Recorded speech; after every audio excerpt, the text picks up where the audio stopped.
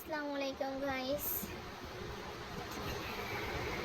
ঈদের পর আমাদের একটা বিয়ের অনুষ্ঠান ছিল, ইনভাইট ছিল আমাদের ঈদের আগে। ঈদের দিন মেহেদি পরা হয়নি, তাই বিয়ে উপলক্ষে একটু মেহেদি পরলাম।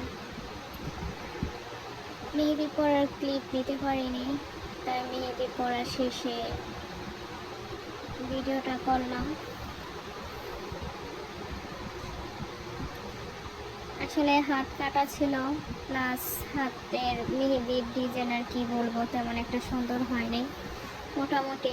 তারপর অনেক গরম ছিল, তখন রাত 11টা বাজে। ভাবলাম একটু আইসক্রিম খাওয়া যাক। আইসক্রিম কার একা খাওয়া যাবে, সাথে তো একটা বিড়াল আছে খাওয়ার জন্য রেডি। উনিও হাতে মেহেদি দিল। বিয়ের এই প্রথমবার উনি মনে হয় মেহেদি দিল হাতে। উনি কখনো মেহেদি পরে না, কি উপলক্ষে জানি মেহেদি দিল। আমাকে বললো যে মেহেদি পরাই দাও, আমিও মেহেদি পরাই দিলাম তাকে।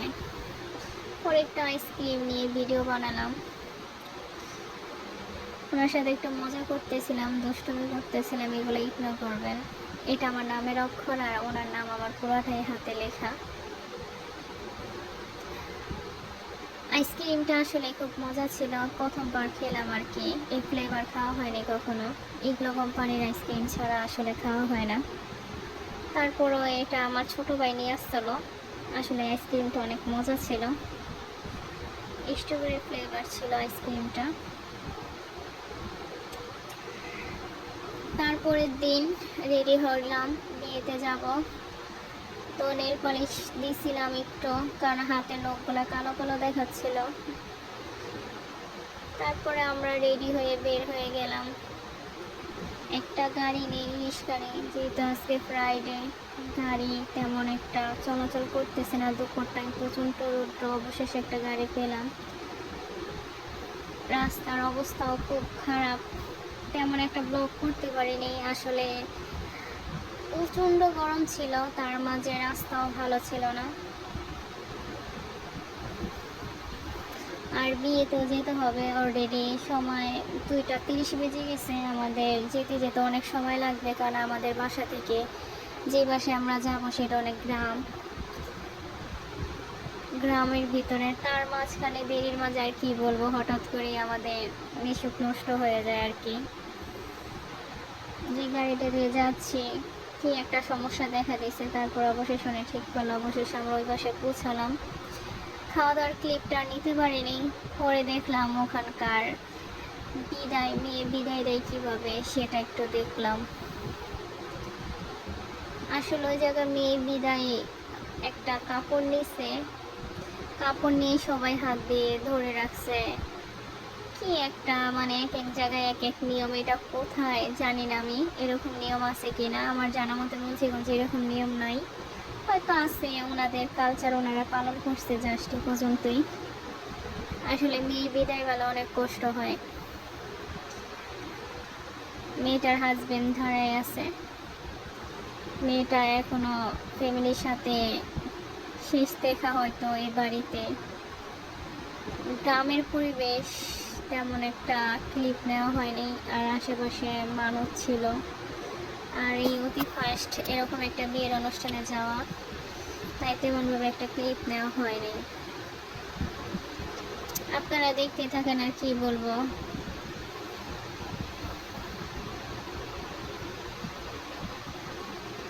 অবশেষে হাজব্যান্ড ওয়াইফ নতুন বউকে নিয়ে আসতেছে, বিদায় নিচ্ছে। তো পুরোপুরি ক্লিপটা নিতে পারতেছি না, কারণ আমি অনেক সাইডে দাঁড়াই আসছিলাম আর লোক ছিল সামনে, এই জন্য আর কি নেওয়া হয়নি। মেয়েদের জীবন কি আর বলবো, এই বিদায়বেলা খুবই কষ্টের।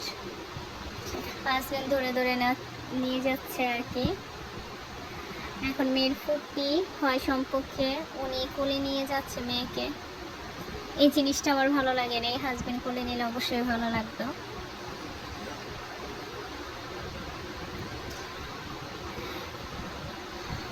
গ্রামের পরিবেশ আর কি বলবো আপনাদের, রাস্তার অবস্থা তেমন একটা ভালো না। মেন রোড থেকে অনেকটা নিচে আর কি, নামতে অনেক কষ্ট হয়ে গেছে, মানে সচরাচর নামা যায় না আর কি এরকম। এটা হচ্ছে আমাদের একমাত্র বাবা, আমার ননদের ছেলে। উনি ওনার মামার সাথে হাসি খুশি। অবশেষে আয়না ওয়না কিছুই পাইতেছি না, হিজাব ঠিক আছে কিনা সেটা দেখলাম, কারণ আমরা এখন বের হয়ে যাব। পরে আমরা বাসায় চলে আসলাম, ওনার সাথে বললাম আমি একটু ভিডিও ক্লিপ নিব। উনি দেখেন আমার সাথে কি দুষ্টুমি শুরু করে দিছে। উনি ভিডিও করতে গেলে এরকম করে, অনেক দুষ্টুমি করে। আমি ওনাকে একদম মানে কি বলবো, একটু দুষ্টুমি করলাম ওনার সাথে, ইগনোর করবেন গাইস এগুলা। পরে আমি একে একে কিছু ক্লিপ নিলাম। তেমন একটা ভিডিও করা হয় নাই, কারণ আসার সময় ইচ্ছা ছিল আমরা ভিডিও করব, কিন্তু সন্ধ্যা হয়ে যায় আস্তে আস্তে, এই জন্য আর কি রাত করে আর কোনো ক্লিপ নেওয়া হয়নি। তো বাসায় এসে একটু সামথিং ভিডিও করা হয়েছে, জাস্ট এই পর্যন্তই।